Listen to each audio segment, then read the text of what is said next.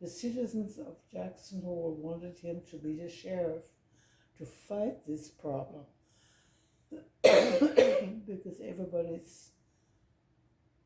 every family who had a teenager became involved in this drug problem. It was so strong at the time. Mm-hmm. Well, mobsters, they make all their money off drugs. Yeah, yeah. And And my husband, Boyd's son, came home from Vietnam, where he had served, and immediately got involved in the drug problem. right. And of course, that concerned Boyd was his son. Well, it made it personal. Yeah.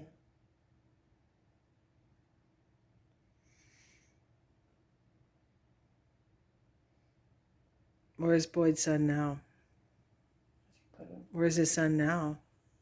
He killed himself on the border. He left my GA, asked him to leave Cheatham County, which he did. It was an order. Yeah. And on the border of Wyoming and Arizona.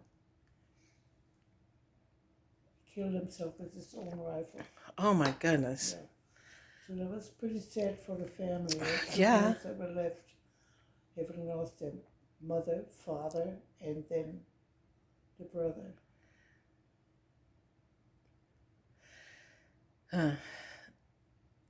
So, did you hear about any of the Gambino crime family when you were in Wyoming?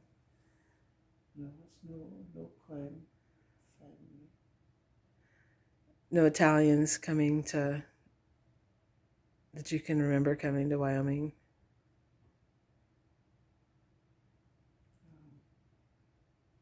Who do you think the guys were in the diner? Who do you think the guys were in the diner? They definitely must have been coming up to Wyoming from Chicago. Oh, Chicago gangsters. Mm-hmm. Oh, okay. That was definitely the feeling of my friend's husband, who overheard them in that restaurant. And he even mentioned the restaurant, but I don't now remember. I may have mentioned it in earlier interviews. He would say that, well, we got him, but we have to get Elfrida out. Right. She knows too much. Right. So the official story is that the guy wanted to kill himself and took Boyd out and then killed himself. Yeah. But that's not really the case. No.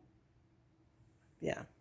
The case was that he was assassinated and that it was covered up. Most likely. I think so. Yeah.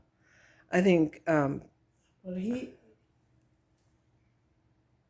the farmer or the rancher there, Prince Price, had several sons, and two of them were in prison. That Boyd had put into prison because of drug abuse. Right. And this rancher seemed to have a grudge against Boyd. Right. So on this particular day, Boyd was on a gun range teaching FBI agents the shooting system. And when this call came in, it said, Price, the rancher, was trying to kill himself. He wants to see the sheriff, Boyd Hall, before he does. He mentioned him specifically by name. Yes, he did. While Opal Boyd was at the FBI training. Yeah, shooting range training. So This is just so amazing. Opal Boyd was on the FBI training shooting range, and he gets a call saying that this guy wants to kill himself, and he's already put 2 of his sons in prison for drugs. Yes. And then Opal Boyd, of course, goes out there to try to help him, Yeah. not hurt him, because That's I met him. I know the kind of man he is. He would be like, "Oh, come on, calm down, come over here. It's okay." Mhm. Yeah, he was a big puppy.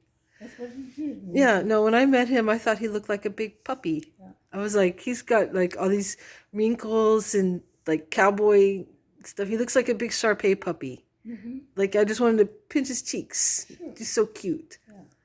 You know? So he said, "Hey, Price, come on. Go on and get yourself another beer. Bring me one too, and we'll discuss this. Yeah, This is how it went." right. Price went back into his cabin before Boyd knew it. And his Boyd's assistant was right next to him. Mm-hmm. And all of a sudden, the window just smashed, and Price shot Boyd right in his chin. Do you think the And we don't know whether he killed himself or the deputy sheriff. I mean, this might be a hard question to ask you, but I just want to ask to clear it up. Do you think the deputy might have been on the payroll of the mob? Oh, I think not. I think not. Knowing him, he was rather a very plain, simple homeboy. Right. Yeah. So Yeah. I know he was. He was. You don't think that there was any kind of? No. You think this was just a not necessarily a hit on Opal Boyd, Right. but just a tragic coincidence? Exactly. Okay. I just want to clear that up. Yeah. That's.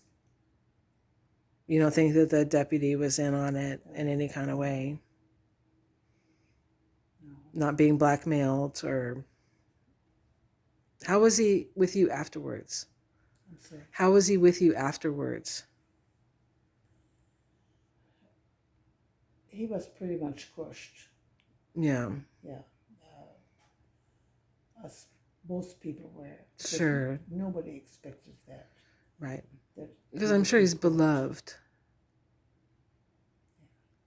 I mean, I met him as a child, and I got a great impression off of him.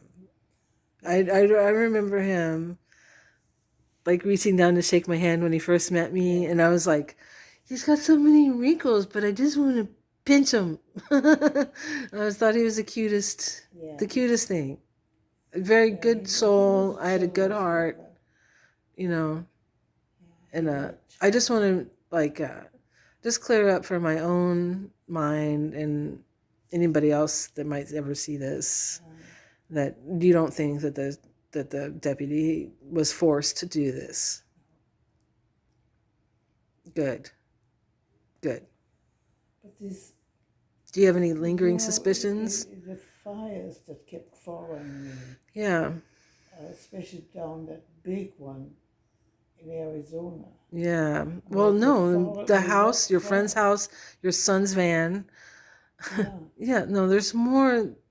They were definitely doing something, and that's why the killing is suspicious as well. Yes. It's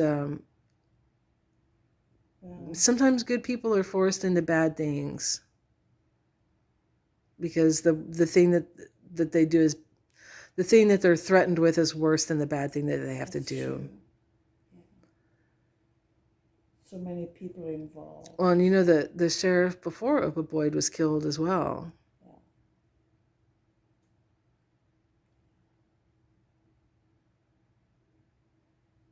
Yeah, I should have had more years with that man. He was my soulmate. I know. And you know he's here with you, and we're gonna turn the camera off now.